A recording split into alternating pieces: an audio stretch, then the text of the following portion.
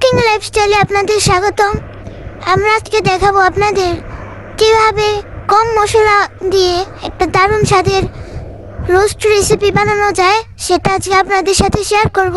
ভিডিওটা দেখতে থাকুন। প্রথমে চিকেনগুলোতে নুন হলুদ মরিচ মাখিয়ে নিলাম সামান্য, তারপর গরম করছি তেল।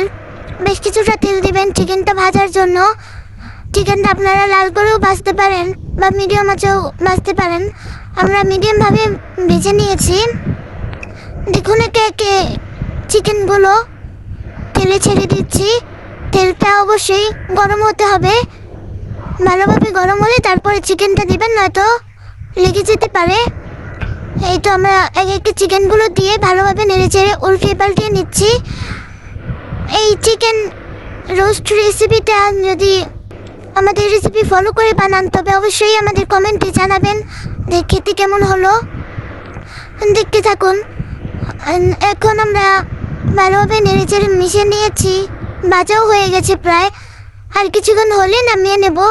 এটা এখন আমরা একটা প্লেটে চিকেনগুলো নামিয়ে নিচ্ছি। আপনারা চাইলে আরও কড়া করে ভাজতে পারেন। আমরা এভাবে ভাজলাম, তাহলে উপরে ক্রিস্পি আর ভেতরে সফট হবে। এখন ওই তেলে কিছুটা পরিমাণ পেঁয়াজ দিয়ে ভালোভাবে ভেজে নিচ্ছি। পেঁয়াজটা ভালোভাবে ভাজা হয়ে গেলে এর ভেতর আমরা দেব আদা রসুনের পেস্ট এবং দারচিনি, এলাচ, যা কিছু আছে, তেজপাতা, গরম মশলা সব কিছু দেবো। দেখতে থাকুন। এখন আমরা দিলাম কিছুটা পরিমাণে আদা রসুনের পেস্ট।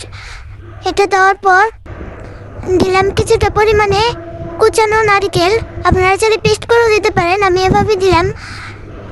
নারকেলটা দিয়ে ভালোভাবে নেড়েচেড়ে মিশিয়ে নিতে হবে। এগুলো কিন্তু ভালোভাবে ভাজতে হবে, নয়তো কাঁচা স্মেলটা আসবে। তাই ভালোভাবে নেড়েচেড়ে মিশিয়ে নেবেন। সামান্য একটু পানি দিচ্ছি কষানোর জন্য।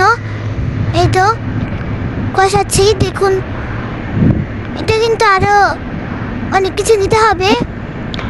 এখন আমরা দিয়ে দিলাম কিছুটা পরিমাণে বাদাম বাটা। আপনারা চাইলে যে কোনো বাদাম বাটা দিতে পারেন। আমরা চীনা বাদাম বাটাটা বেটে নিয়েছিলাম, সেটা দিলাম। এখন দেবো স্বাদ অনুযায়ী লবণ।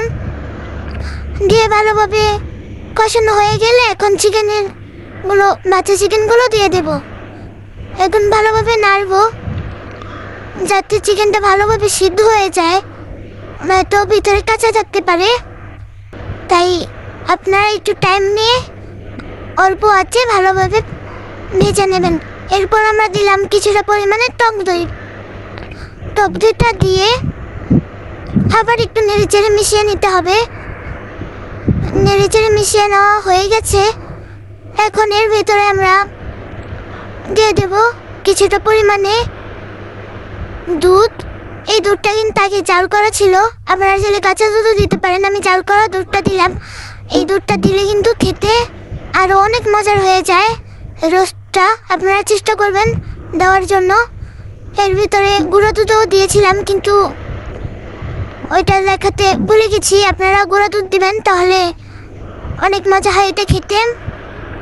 হয়ে গেছে প্রায় আমাদের রোস্টটা। আর এখন আমরা কিছুটা পরিমাণে ভাজা জিরা গুঁড়া উপর থেকে ছড়িয়ে দেবো। এই তো হয়ে গেছে আমাদের মজাদার স্বাদের রোস্ট রেসিপি। আমাদের চ্যানেলটা ভালো লাগলে লাইক কমেন্ট শেয়ার করবেন। ধন্যবাদ।